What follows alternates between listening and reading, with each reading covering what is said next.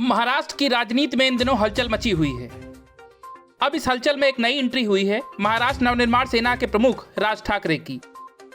उनके एक बयान ने शिवसेना के नेताओं को इतना असहज कर दिया कि संजय राउत को सामने आकर बयान देना पड़ गया।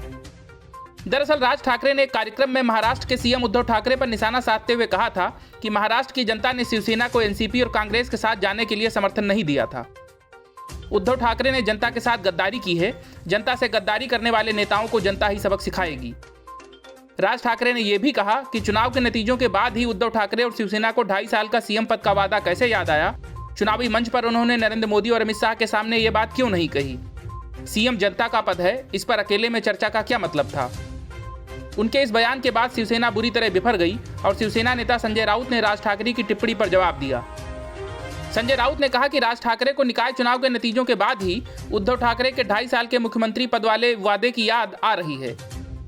उन्होंने राज ठाकरे पर हमला करते हुए कहा कि उनकी अकल इतनी देर बाद जाकर खुली है। भाजपा और शिवसेना में क्या हुआ है वो हम दोनों देख लेंगे, इसमें हमें किसी तीसरे की जरूरत नहीं है। संजय राउत ने आगे कहा कि शिवाजी पार्क में मनसे प्रमुख राज ठाकरे के कार्यक्रम को देखकर लोगों को लगा कि यह भाजपा का कार्यक्रम है। वहीं राज ठाकरे के मस्जिद से लाउडस्पीकर हटाने की बात पर संजय राउत ने कहा कि महाराष्ट्र में देश का कानून कायम है, गृह मंत्री सब कुछ कानून के अनुसार करेंगे। पहले ये देखिए कि कौन से बीजेपी शासित राज्यों में अजान बंद हो गई है या मस्जिदों से लाउडस्पीकर हटा दिए गए हैं। यह महाराष्ट्र है और यहाँ कानून का पालन किया जाता है। गौरतलब है कि राज ठाकरे ने यह भी कहा था कि सुबह सुबह मस्जिद से लाउडस्पीकर से अजान बंद कराई जाए, वरना महाराष्ट्र नवनिर्माण सेना के कार्यकर्ता हनुमान चालीसा बजाएंगे।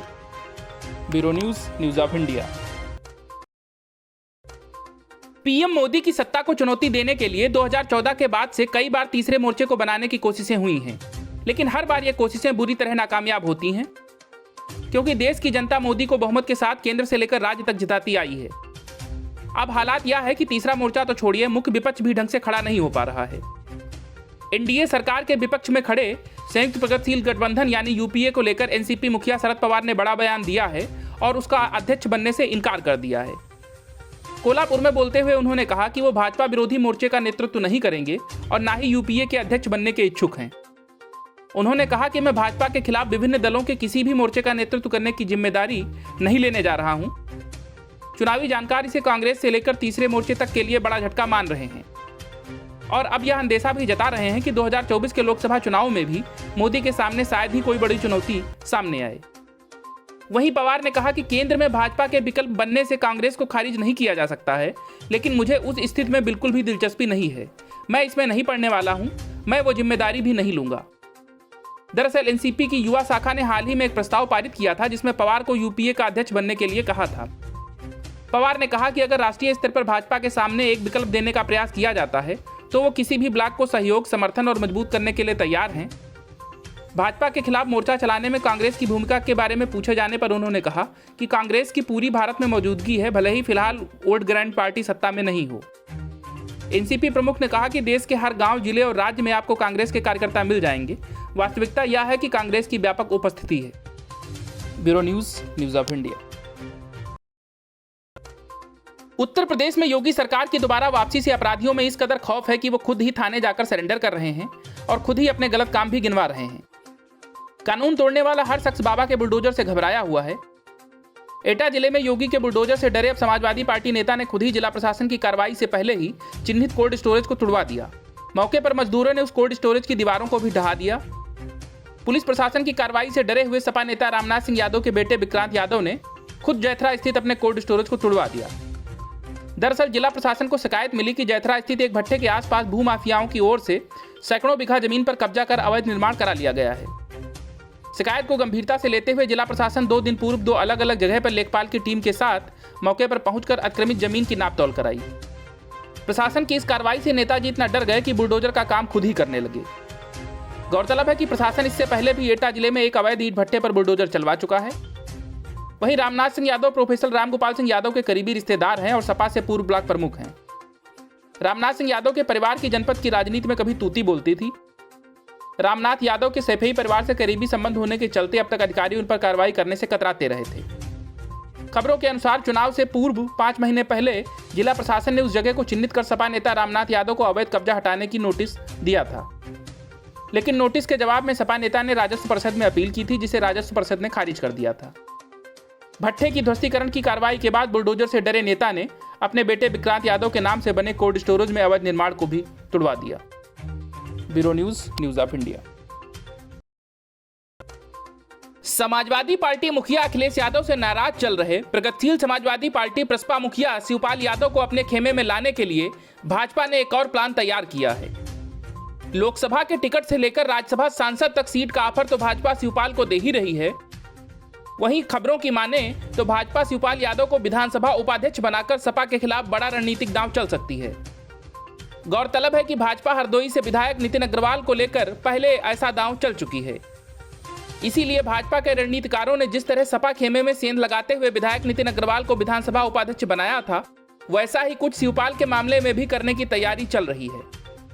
माना जा रहा है कि शिवपाल यादव की भाजपा से बढ़ती नजदीकी उन्हें विधानसभा उपाध्यक्ष की कुर्सी पर बैठा सकती है। यदि ऐसा होता है तो शिवपाल सदन में अपने भतीजे और नेता प्रतिपक्ष अखिलेश यादव के नजदीक ही बैठेंगे, क्योंकि विधानसभा उपाध्यक्ष की सीट सदन में ठीक नेता प्रतिपक्ष के बगल में ही होती है। वहीं शिवपाल यादव ने ट्विटर पर भी प्रधानमंत्री नरेंद्र मोदी और सीएम योगी आदित्यनाथ को फॉलो करना शुरू कर दिया है। यह भाजपा के प्रति उनकी बढ़ती नजदीकियों के स्पष्ट संकेत हैं। तभी से चर्चा शुरू हो गई कि भाजपा शिवपाल को आजमगढ़ से लोकसभा उपचुनाव लड़ा सकती है या फिर उन्हें राज्यसभा भी भेजा जा सकता है। लेकिन भाजपा अपनी रणनीतियों में कोई मोहरा खोना नहीं चाहती। इसीलिए माना जा रहा है कि 6 बार के वरिष्ठ विधायक शिवपाल यादव को भाजपा विधानसभा उपाध्यक्ष भी बना सकती है। व्यवस्था अनुसार विधानसभा अध्यक्ष सत्ता दल का, जबकि उपाध्यक्ष विपक्ष का होता है।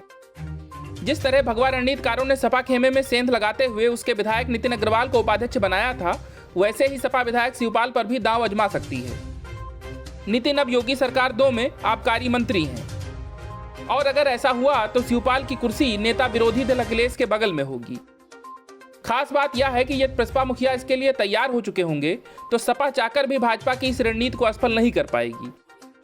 गौरतलब है कि अखिलेश और शिवपाल में यूपी विधानसभा चुनाव से ही नाराजगी चल रही है, लेकिन जब सपा विधायक दल की बैठक बुलाई गई और उसमें शिवपाल को नहीं बुलाया गया तो शिवपाल की नाराजगी सरेआम हो गई। तब शिवपाल भाजपा के शीर्ष नेतृत्व सहित सीएम योगी से भी मुलाकात कर चुके हैं। माना जा रहा है कि वो जल्द ही अखिलेश यादव को बड़ा झटका देते हुए भाजपा का दामन थाम सकते हैं, और अगर ऐसा हुआ तो लगातार सत्ता से दूर चल रही सपा के लिए उसका मूल वोट बैंक भी दूर हो सकता है। Bureau news of India. Punjab में करारी हार के बाद कांग्रेस के अंदर मची आंतरिक कलह में भले ही निशाने पर लगातार नवजोत सिंह सिद्धू हो, लेकिन यह बात भी सच है कि सिद्धू ही आम आदमी पार्टी की सरकार के खिलाफ मोर्चा खोले हुए हैं। कांग्रेस के पूर्व अध्यक्ष नवजोत सिंह सिद्धू ने एक बार फिर से पंजाब की नई नवेली भगवंत मान सरकार पर निशाना साधा और राज्य में जंगल रात तक कह दिया। सिद्धू ने राज्य में कानून और व्यवस्था की स्थिति को लेकर आम आदमी पार्टी सरकार की जमकर आलोचना की है। इससे पहले भी उन्होंने हाथापाई का एक वीडियो शेयर कर आप कार्यकर्ताओं पर सवाल उठाए थे।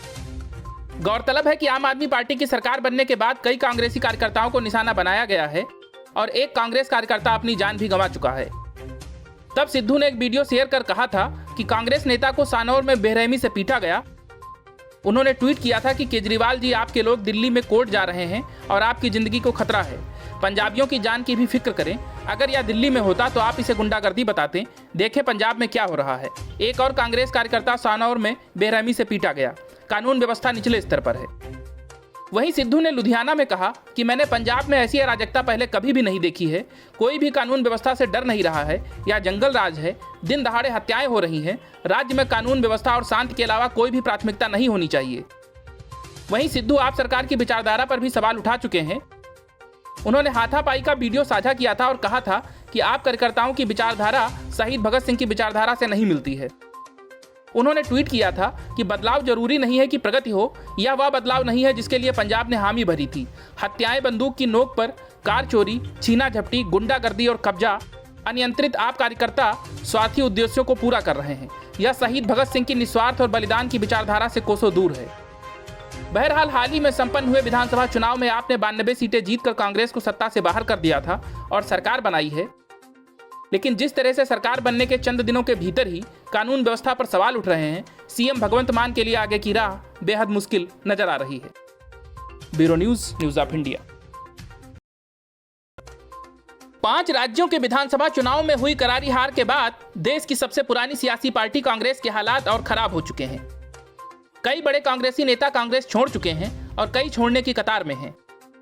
इसी कड़ी में कांग्रेस में तब हलचल मच गई जब पंजाब के लुधियाना से कांग्रेस सांसद रवनीत सिंह बिट्टू ने पीएम नरेंद्र मोदी से मुलाकात की। पंजाब के पूर्व सीएम बेन सिंह के पौत्र और दिग्गज कांग्रेसी नेता रवनीत बिट्टू की पीएम मोदी से इस मुलाकात ने राजनीतिक हलकों में खलबली मच गई और तरह तरह की अटकलें लगाई जाने लगी। बिट्टू ने पीएम मोदी से मुलाकात की 2 तस्वीरें अपने ट्विटर अकाउंट से शेयर की हैं। हालांकि इस मुलाकात पर भी वही राजनीतिक रस्म अदायगी हुई और इसे एक शिष्टाचार भेंट बताया गया। कहा गया कि कांग्रेस सांसद ने पीएम मोदी से पंजाब के हालातों को लेकर विस्तार से चर्चा की है। लेकिन राजनीतिक जानकार जानते हैं कि अचानक हुई ऐसी मुलाकातों के मायने क्या होते हैं। दरअसल रवनीत सिंह बिट्टू लगातार पंजाब के कई अहम मुद्दों को लोकसभा में उठाते रहे हैं, लेकिन जिस तरह से उन्होंने हाल ही में पंजाब में कांग्रेस की करारी हार के बाद मची आंतरिक कलह पर बयानबाजी की है, उसके बाद इस मुलाकात से हलचल बढ़ी हुई है। वहीं पिछले कुछ दिनों में कांग्रेस के कई बड़े नेताओं ने पार्टी का दामन छोड़ा है। उससे पीएम मोदी और बिट्टू की मुलाकात को लेकर भी तमाम तरह की अटकलें लगाई जा रही हैं। यह मुलाकात दिल्ली में हुई। दोनों के बीच मुलाकात की गर्मजोशी से कई तरह के कयास लगने शुरू हो चुके हैं। हालांकि रवनीत बिट्टू का भी यही कहना है कि उन्होंने पीएम मोदी से पंजाब से जुड़े मुद्दों पर बात की। मजे की बात यह है कि रवनीत सिंह बिट्टू पंजाब में कांग्रेस के अध्यक्ष पद की दौड़ में भी शामिल हैं। पंजाब विधानसभा चुनाव में कांग्रेस की करारी हार के बाद रवनीत सिंह बिट्टू ने नवजोत सिंह सिद्धू पर जमकर भड़ास निकाली थी। उन्होंने कहा था कि जो चुनाव में गब्बर सिंह बने फिरते थे, जो कहते थे कि मुझे ऐसा कर दो तो यह कर दूंगा, उन सब की हवा निकल गई। उनका यह निशाना चरणजीत सिंह चन्नी को सीएम चेहरा बनाने से जोड़कर देखा जा रहा था। बिट्टू ने यहां तक कह दिया कि पंजाब में गधों ने हमारे शेर मरवा दिए। बिट्टू का यह निशाना नवजोत सिंह सिद्धू को लेकर था। बहरहाल इस मुलाकात ने पंजाब की राजनीति और कांग्रेस पार्टी में हलचल जरूर मचा दी है। Bureau news, news of India. अक्सर अपने बिना सर पैर वाले बयानों के साथ चर्चा में बने रहने वाली समाजवादी पार्टी नेत्री जया बच्चन अब एक नया सिगूफा लेकर आई हैं। देश में महंगाई और बेरोजगारी के मुद्दे को लेकर उनका कहना है कि कहीं देश में क्रांति ना हो जाए और युवा सड़कों पर ना उतर आए। जया बच्चन ने महंगाई और बेरोजगारी के मुद्दे पर सरकार पर निशाना साधते हुए कहा कि मनोज कुमार की फिल्म में एक गाना था कि महंगाई मार गई, जो भी कुछ बचा था महंगाई मार गई, आज मुझे वो याद आ रहा है। सरकार को अब गरीबों और बेरोजगारों के लिए कुछ करना चाहिए। हालांकि जया बच्चन की समझ में आएगा नहीं, लेकिन अगर जरा सा भी दिमाग को लगाएंगी और अर्थशास्त्र जानेंगी तो इस वक्त जो अंतर्राष्ट्रीय कारक दुनिया भर में हैं और कोरोना की वजह से हर जगह की सप्लाई चेन बाधित हुई है, उसकी वजह से पूरी दुनिया में चीज़ों के दाम बढ़े हैं, जो जल्द ही समय के साथ नीचे भी आ जाएंगे। लेकिन सपा नेत्री जया बच्चन को क्या, जिस तरह वो यूपी चुनाव के वक्त उल्टे सीधे बयान दे रही थी, वैसे ही फिर से उन्होंने जो मन किया वो बोल दिया और युवाओं को भी भड़काने लगी, भले ही उनकी बातें सच्चाई से कोसों दूर हों। यूपी चुनाव में प्रचार के दौरान जया बच्चन ने बेहद विवादित बयान देते हुए योगी और मोदी पर निशाना साधा था। उन्होंने कहा था कि योगी और मोदी अपनी कुटिया में चले जाएं, राजनीति से उनका क्या मतलब। वहीं राज्यसभा सांसद जया बच्चन ने आगे कहा कि मुझे तो डर ये लग रहा है कि कहीं बेरोजगार और गरीब लोग सड़कों पर ना आ जाएं और भारत में फ्रेंच रिवॉल्यूशन यानी फ्रांसीसी क्रांति जैसा ना हो जाए। सरकार सदन में चर्चा नहीं करने देती है।